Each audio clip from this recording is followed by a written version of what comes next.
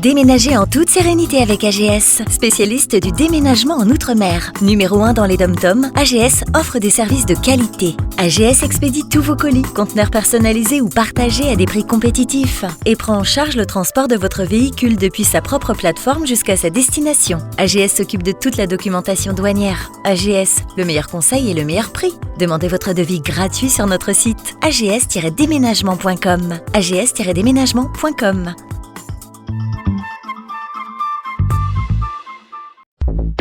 Guadeloupe, actualité.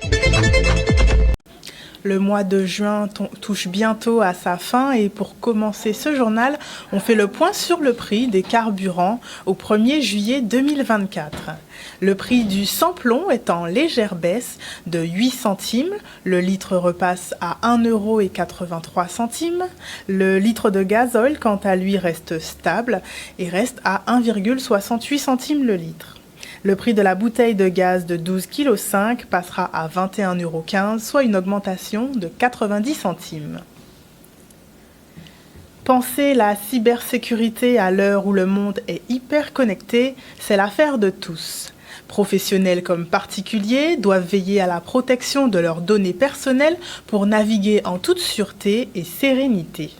Le salon 3S Expo se tient jusqu'à demain à l'hôtel Zénitude Salaco pour offrir aux Guadeloupéens conseils et solutions innovantes en matière de sécurité et de confort au quotidien. Les experts présents sur le salon vous en disent plus sur les menaces du web et vous apprennent à vous protéger. Charlie Dagonia. Salon 3S Expo, sécurité, sûreté et sérénité. Ce sont les trois thèmes forts du salon, avec une focale sur tout ce qui est cybersécurité. Donc nous allons exposer tous les acteurs du territoire qui sont en lien avec cette transition numérique et une dimension de cybersécurité sur les 2 jours que sont aujourd'hui et demain au sein du Salaco Zénitude au Gauzy. On est connecté par notre téléphone, on est connecté par nos ordinateurs, nos tablettes, les systèmes d'information d'une entreprise, les caméras de vidéosurveillance, tout aujourd'hui est connecté. Et donc, évidemment, si jamais un ou plusieurs de ces systèmes-là étaient piratés par des personnes malveillantes, évidemment, on se retrouve en danger avec toutes les conséquences, évidemment, qu'il peut y avoir derrière, sur du harcèlement, du vol de données personnelles, ça peut être aussi des arnaques financières.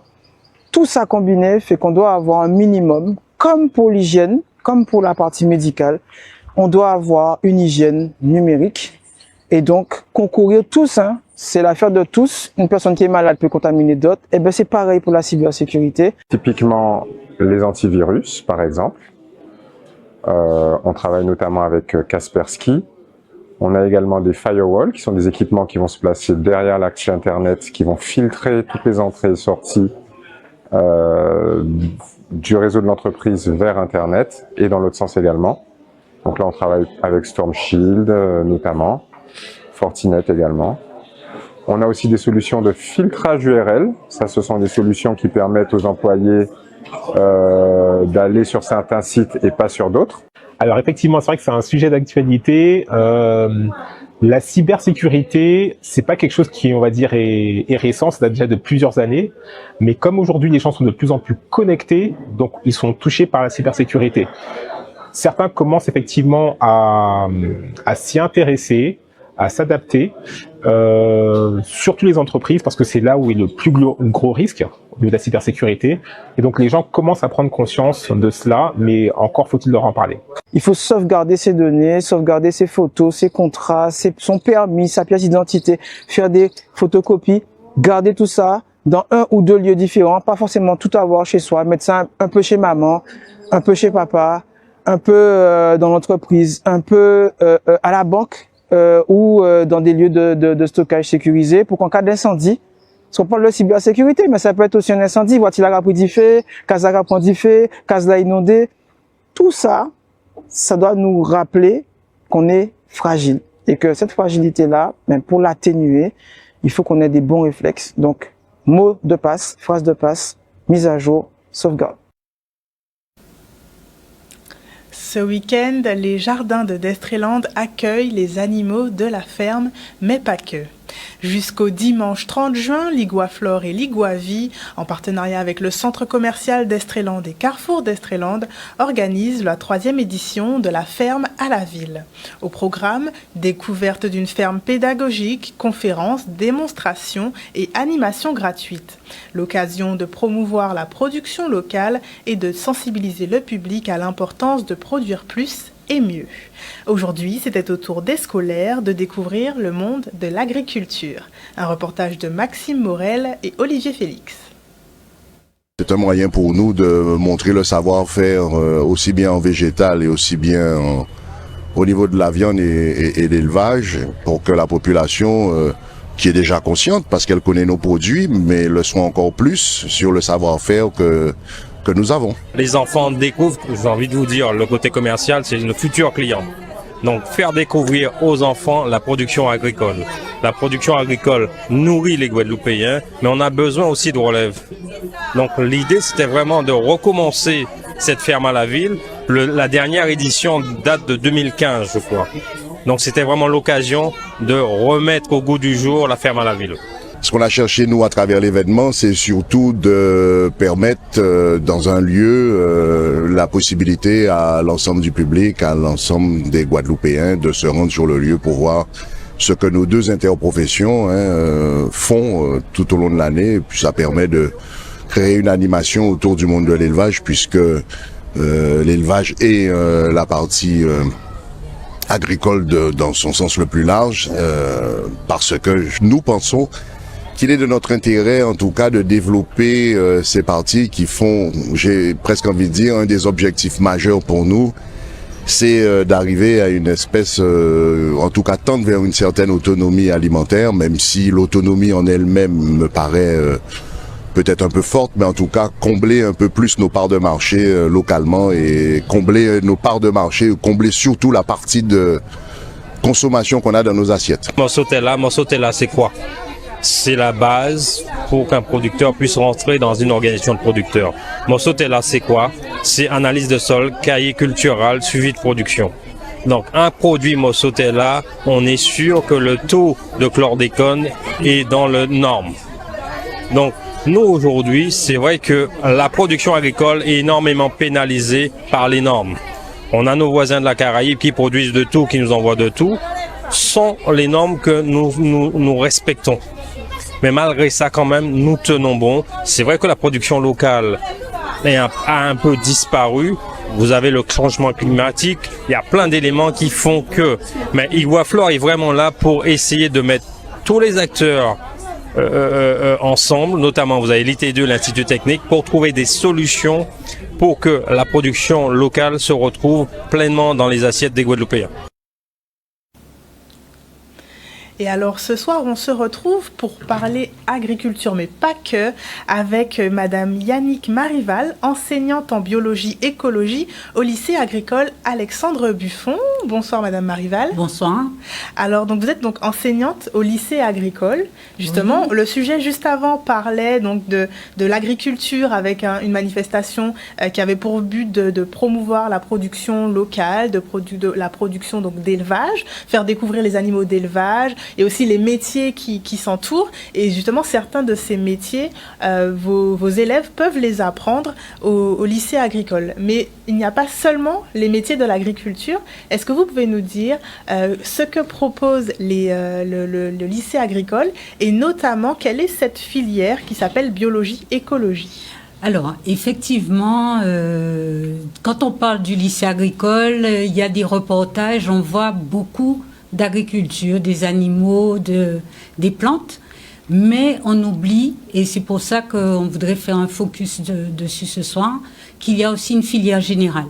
C'est-à-dire que nous accueillons des élèves en seconde générale et ensuite ils peuvent intégrer un bac général directement au sein de notre lycée. Donc un bac général qui suit la réforme avec donc une première avec des spécialités qui permettent d'avoir un bac général et de poursuivre des études supérieures. Alors pourquoi moi ce soir ? c'est parce que ce bac général est effectivement comme celui de l'éducation nationale, mais il y a une spécialité qu'on ne fait qu'au lycée agricole, qui est la biologie-écologie. Et donc, c'est une discipline qui est très importante puisqu'elle s'intéresse aux êtres vivants qui nous entourent, aux êtres vivants que l'on mange, aux êtres vivants qu'on protège, et l'écologie, c'est-à-dire l'environnement.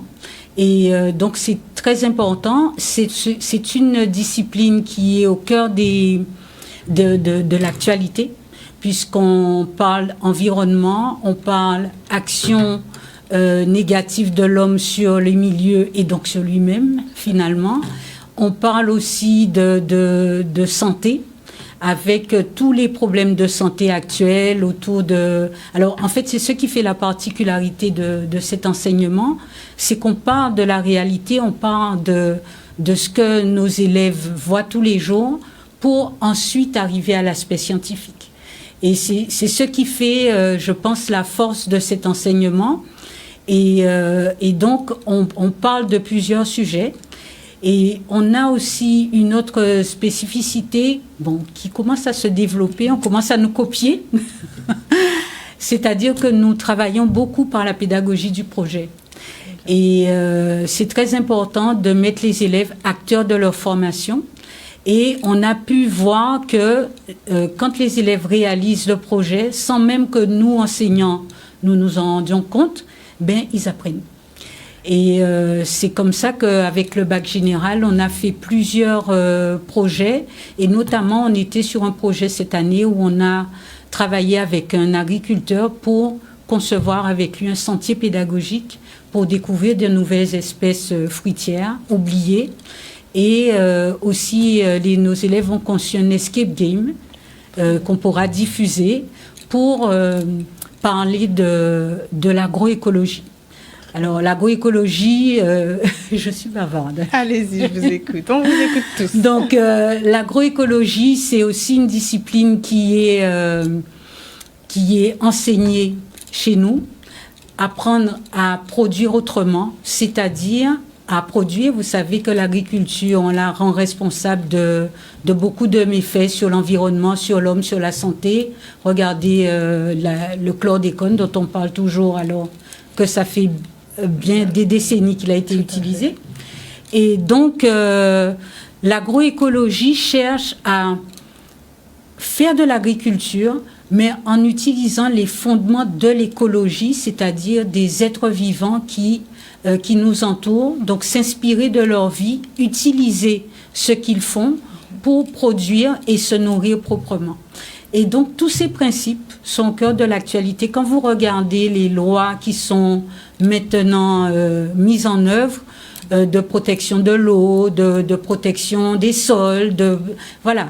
Donc, tous ces événements, tous ces éléments de développement durable dont on parle tout le temps, ils sont enseignés au lycée agricole. On est dans une politique, c'est apprendre à produire autrement.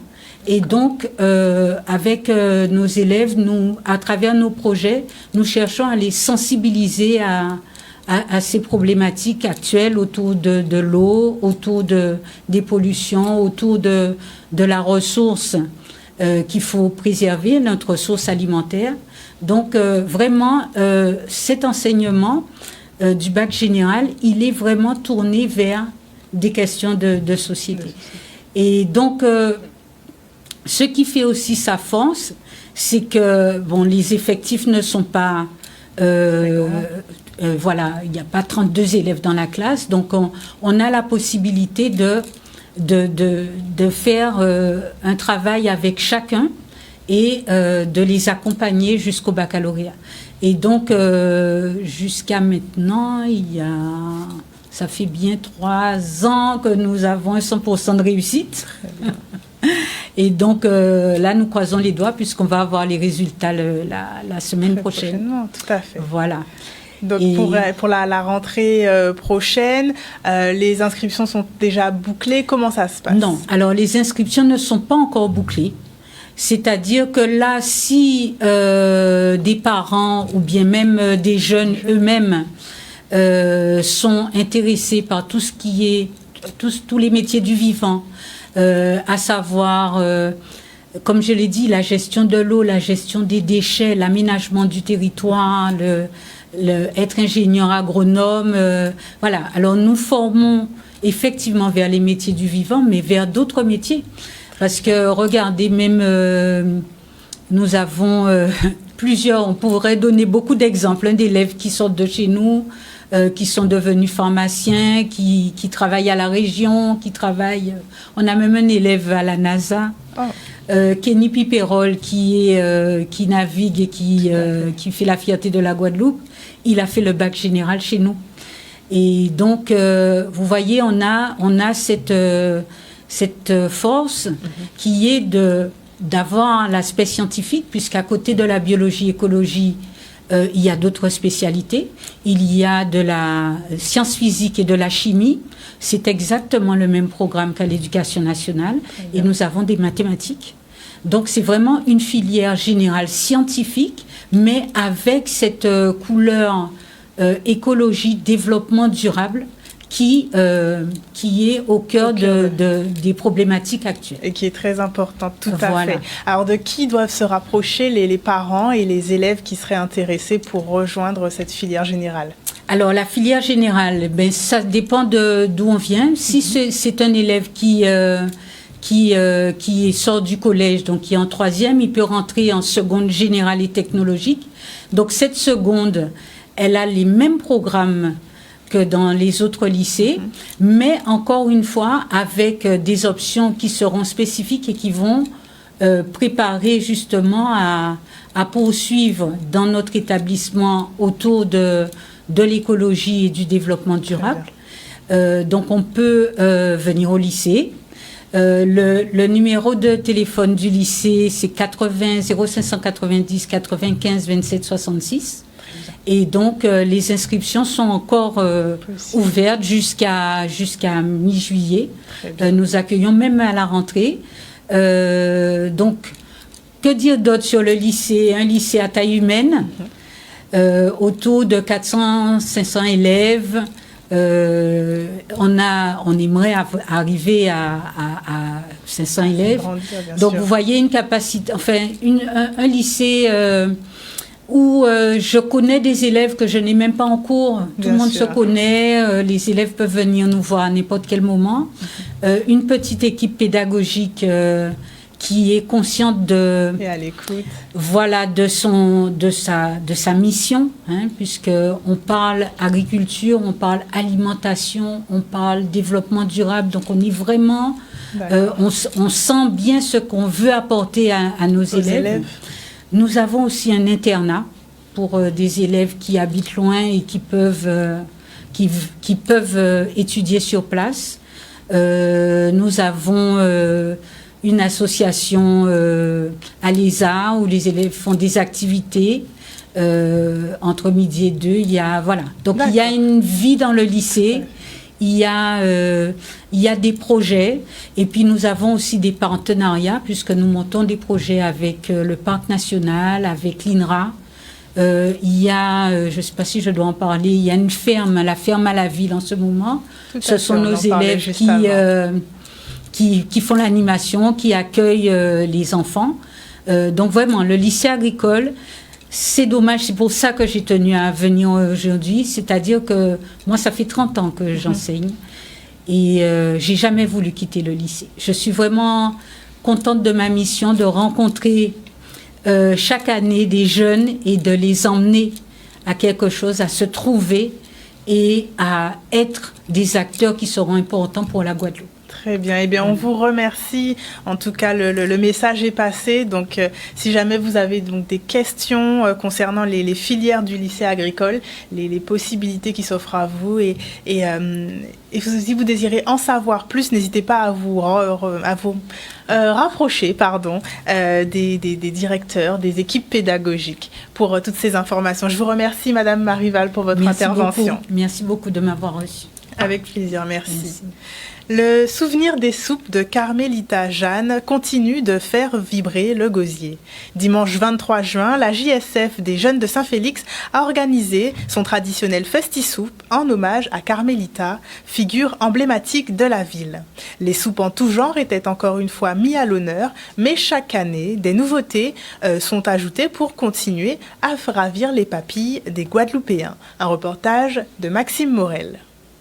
C'est la 6e édition du Festi-Soupe Carmelita. Donc Carmelita, c'était justement la fondatrice de l'association des jeunes de Saint-Félix, qui était une grande cuisinière basée sur le gosier. Donc c'est une manifestation qui, au fil des années, a eu du succès. Et les gens en redemandent et de plus en plus, le public se fait de plus en plus nombreux. Donc c'est la raison pour laquelle nous avons fait ce choix pour honorer aussi surtout Madame Jeanne Carmelita. Tout à fait normal de lui rendre hommage à travers ses spécialités, puisque c'était quelqu'un qui faisait de la soupe, qui faisait sur le poisson frais, etc. Donc la JSF a eu l'excellente idée de mettre en avant les soupes, de la mettre en avant à travers ces soupes et de faire le festi-soupe. Mais ma foi, quelle belle idée et quel bon moment et meilleur moment à passer, ne serait-ce qu'un instant. Il n'y a pas longtemps, nous avons dénommé le lycée au nom de Carmelita Jeanne. Donc je devais être aujourd'hui ici pour montrer ma présence, soutenir les associations qui sont là. À l'origine, c'était de la soupe uniquement, Festi-Soupe Carmelita, mais au fur et à mesure, nous avons introduit d'autres aliments. Donc nous avons plusieurs stands avec notamment le parrain, Monsieur Trésor, les cuisinières de Guadeloupe, le lycée hôtelier et bien évidemment beaucoup d'associations qui se trouvent sur le territoire du Gosier et d'ailleurs. Il est que 11h midi 5, vous pourrez constater le monde qu'il y a et les gens arrivent au fur et à mesure, donc je pense que oui, c'est bien parti pour durer dans le temps. Et voir un peu les repas qui sont là, c'est ça le problème, il y a des compagnies assez ventes pour manger tout ça qui est là. Mais je tiens à féliciter vraiment tous les exposants de ce qu'ils proposent à la population, c'est merveilleux, c'est magnifique et je tiens vraiment à féliciter la JSF. Pour sa 7e édition, l'opération Un livre pour les vacances, qui vise à renforcer le goût de la lecture chez les plus jeunes, revient cette année en Guadeloupe. Près de 6000 élèves de CM2 ont reçu une œuvre littéraire avant leur départ en vacances. Aujourd'hui, la rectrice académique de la région Guadeloupe, Christine Gangloff-Ziegler, a remis leur précieux sésame aux élèves de l'école de Calvaire à Baie-Mahault. Le livre L'homme qui parlait des arbres de Jean Giono, qui aborde le thème du changement climatique, devrait occuper les vacances de ces jeunes lecteurs et les faire réfléchir à la protection de la nature et à l'écologie. Charlie Dagonia. À force de courage, de volonté, bien la défaite ou la victoire, mais l'important c'est de participer, ça fait avec plus beau que la gloire. Je crois que c'est important. Dans beaucoup de cas, le livre qui est offert à l'ensemble des CM2 au niveau national est le seul livre qu'il y a dans la famille. Et c'est évidemment partager la lecture aussi au niveau familial et c'est amener aussi les enfants vers le plaisir de la lecture parce que c'est un monde d'imagination aussi, de réflexion et puis évidemment de consolidation des savoirs fondamentaux. Lire, c'est la détente et ça peut vous faire apprendre beaucoup de choses. En tant qu'électrice, moi, ça me rend fascinée. Ça me rend aussi heureuse de participer aussi. Quand j'ai lu ce texte, je me suis posé la question suivante. La narratrice n'a-t-elle pas raison? Les parents veulent qu'on prenne une douche tous les jours. Mais en tant que citoyenne en herbe, je dois aussi penser à l'environnement. Il me faudra choisir entre la team parent ou la team narratrice. J'y réfléchirai ce soir, après ma douche. J'aime lire parce que des fois, ça me donne de l'imagination. Et quand je lis, ça me donne des expressions, ça me fait des émotions. Des fois, je rigole, des fois, je pleure parce que c'est des fois triste. Mais lire, c'est impressionnant. La pollution textile causée par l'industrie de la fast fashion. La fast fashion, c'est quand les vêtements sont produits rapidement et en grande quantité. Près de 36 collections par an contre 4 pour une marque classique. Avec des matériaux bon marché pour être vendus à bas prix. Saviez-vous que chaque année, 130 milliards de vêtements sont fabriqués dans le monde. C'est comme si chaque personne avait 14 nouveaux vêtements chaque année. La rectrice, pour moi, je pense qu'elle a dû bien aimer et qu'elle se dit, dans sa tête, en fait, je pense qu'elle voulait me voir plus pour m'écouter. Je pense, dans sa tête, elle me dit, je voulais l'écouter, mais c'est bien, j'adore. Bravo en tout cas aux oratrices qu'on a pu entendre. Évidemment celle qui intervenait dans le cadre du concours d'éloquence sur la pollution textile. C'est des messages forts qu'elle a portés avec énormément de conviction et avec un travail de recherche en amont. Donc elle est certainement de nature à faire changer nos comportements par rapport à nos achats de vêtements. Et quel regard porte la société sur la femme ? Pour répondre à cette question, certains s'expriment à l'écrit ou à l'oral et d'autres inscrivent leur opinion sur une toile. Oriane Séjor est l'une des artistes qui a été sélectionnée pour dévoiler ses œuvres lors de l'expédition organisée par la radio Vie Meilleure aux Abîmes. Regardez les images dans ce reportage de Ruby Échevin.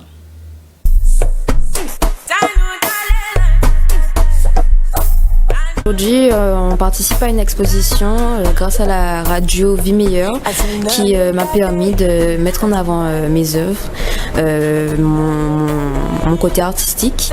Et aujourd'hui, il y a 3 artistes, dont moi, Fred Plumin et Freddy Uri. Le thème était le regard de l'homme sur la femme dans l'art, de mettre en avant les côtés négatifs qu'on rencontre souvent, parce que c'est bien beau de mettre en avant la femme, de dire qu'on respecte, etc. Mais c'est pas tous les jours comme ça. Il y a des moments où on a l'impression de se sentir comme un morceau de viande. Donc j'ai fait un tableau spécialement sur ça. Et donc l'idée c'était d'apporter au son de l'image, de rendre plus visibles ces artisans que nous recevons à l'antenne, de leur donner la possibilité de montrer à nos auditeurs ce qu'ils font. Donc habituellement nous les avons dans des émissions audio, mais là on s'est dit ce serait bien de les avoir toujours en émission audio, mais d'avoir un support permettant aux auditeurs de voir de quoi il en est question. Cette opportunité, une opportunité qui est de rendre service aux jeunes, mais en même temps de faire mûrir un projet qui était là et qui avait besoin peut-être, pourquoi pas maintenant, d'être accéléré. Globalement, je pense que c'est vraiment une très très bonne idée de faire ça, de mettre vraiment des artistes en avant. Et en plus de ça, ça permet aussi de voir quelques petits artisans en fait du coup qui sont venus nous exposer leurs produits. C'est une exposition d'ailleurs qui est ouverte à tout public, donc c'est intéressant de prendre du temps pour venir voir les jeunes artistes qui essayent de se créer une place dans la société, quoi. Il faut aussi mettre en avant la création, donc mon imagination, parce que je prends du temps quand même à mettre. Je mets une partie de moi finalement quand je crée quelque chose. Par exemple, le tableau qui est juste derrière moi, je l'ai intitulé Fier de sa couronne, parce que pour moi l'afro se porte comme une couronne. Aujourd'hui, il y a une loi qui interdit les entreprises de nous refuser par rapport à nos types de cheveux, à nos types de coiffure, etc.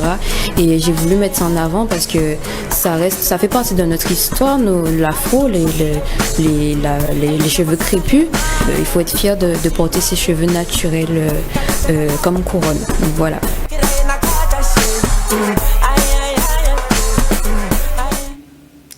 Dans une semaine, les vacances scolaires reviennent. Pour certains, elles riment avec festivité et détente. Pour d'autres, vacances égale travail. Et vous, quel est votre programme des vacances ? Retrouvez les réponses des Guadeloupéens au micro d'Olivier Félix et de Maxime Morel.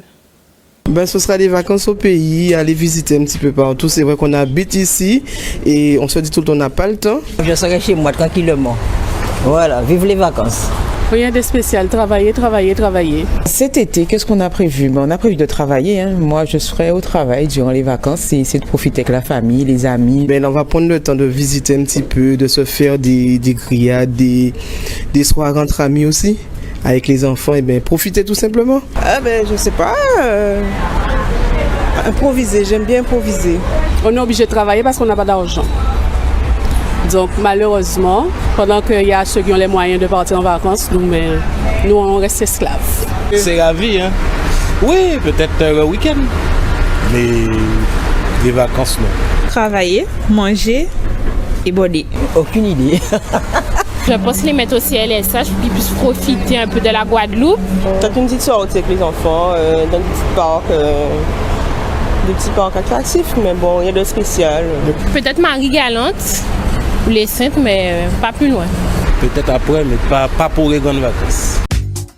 O News Radio, c'est toutes les musiques du monde et des régions d'outre-mer.